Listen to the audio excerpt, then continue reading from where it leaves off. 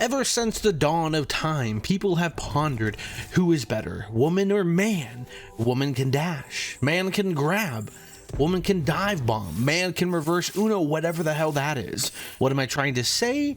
Worldless is a game you will never finish. Why? Because the game is the only one of 2 out of 600 plus games that I have never beaten. But I need to explain how you will fail too. I found a game that's too tough for me. I can't handle this. The game starts out simple. You are blue, you fight orange. Now if you want the real story, you will have to play it, as I will ruin it, like I sometimes do when I don't pay attention to it, or in this case don't understand the story.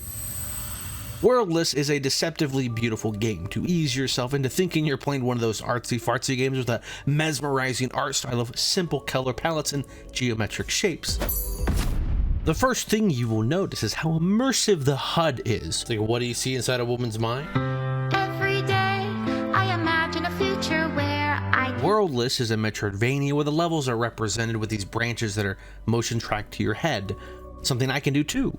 You can fast travel at the central hub through these magical doors, only knowing what the levels are by said branches or an area's color palette. Now, I'm gonna need you to stick with me here. When you think of turn-based combat, what comes to mind? Most of you have just sighed because it's known for being slow, a focus on grinding, maybe flashy menus to distract you from the tedious and repetitive combat encounters.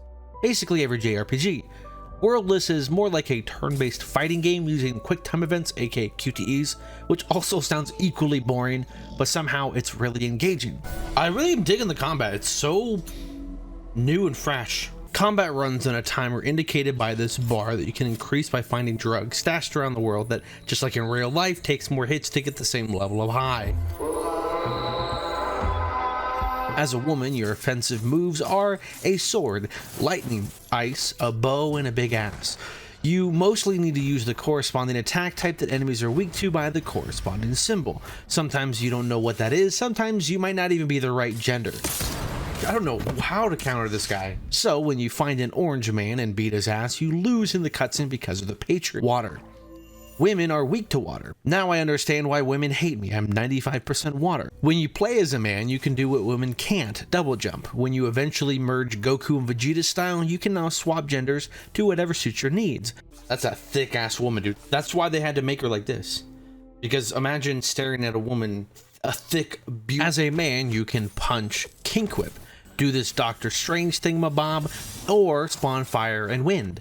Basically, at this point, you're a gender-bending Captain Planet. Now, you know in most games you kill your enemies. You don't do that here. That's baby shit, as they are immortal. You need to consume their souls to quench your thirst to win at all cost.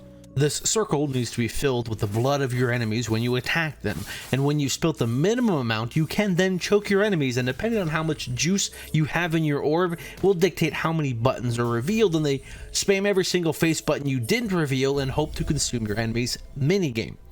You then get a blue or orange ball to upgrade your movesets. Now, what about defending? That is a lot easier. You have 3 types of attacks to worry about. Horizontal lines you can block with your front shield. Vertical lines that are basically magic attacks, and guess what? You use your magic shield. Does it make sense? No? Too bad. As how do you defend this attack?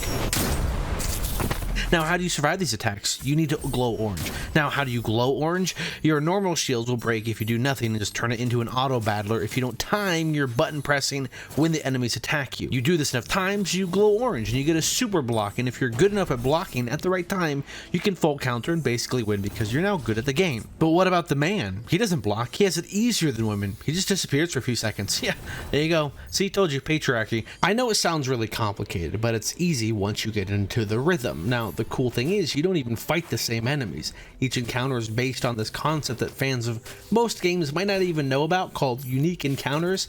I know it's a pretty cool concept, I hear you asking, as you slay your 10,000th chicken in RuneScape. But I don't want to bore you with the details of all the enemies. You go play the game to find out how cool they are, but I'm going to move on and talk about the platforming for now. It's rather easy, fast, and fluid. It's a casual romp through a world that ends with you defeating this star, because I don't actually know. I think you go full Karen against man and consume him because fuck the patriarchy, or is it fuck the patriarchy? Like, what is it trying to, like, symbolize? You beat the game, but then realize this green dragon you saw earlier you didn't actually fight. So to reach this dragon and get the true ending, you need to collect Dragon Balls shaped like triangles so you can then access the first step. a room called the Path of Determination, something I do not have, as I could not do this 2-minute platforming gauntlet that is way above my skill level. Fuck me, man. God damn it.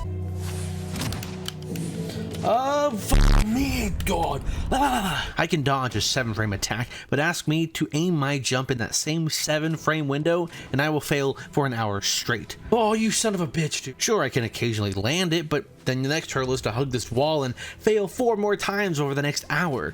Dude, fuck you, dude. I've yet to land on that wall, man.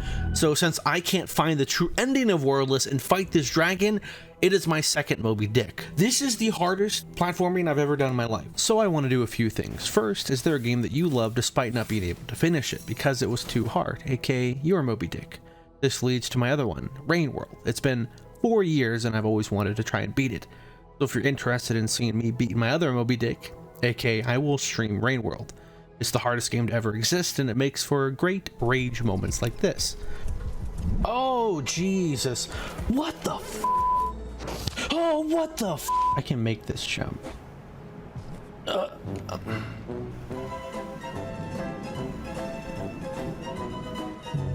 So follow on Twitch if that is of interest to you. But since I couldn't beat the only platforming section in Worldless in order to 100% it, I had to do something to help soothe my gamer ego and prove I am slightly better than that one guy from Cuphead.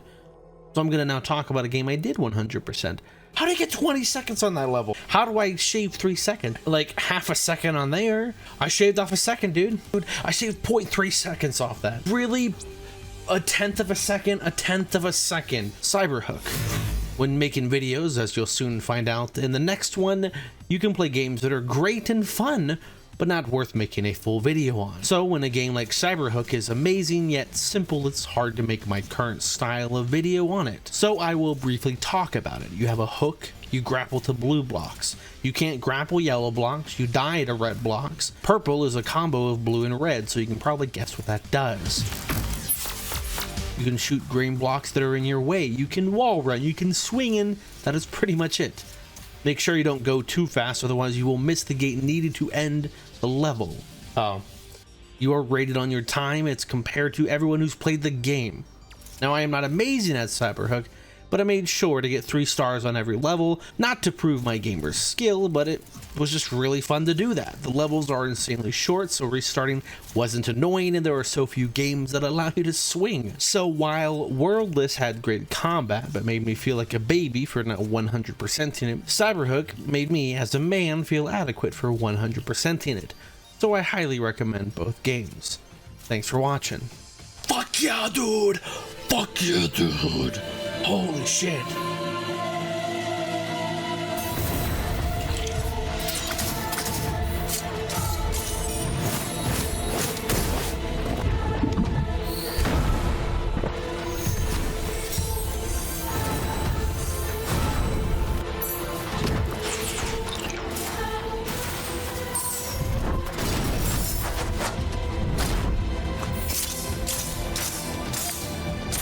Be like, bitch. Okay. Dude, the fights in this game are cool as fuck, man.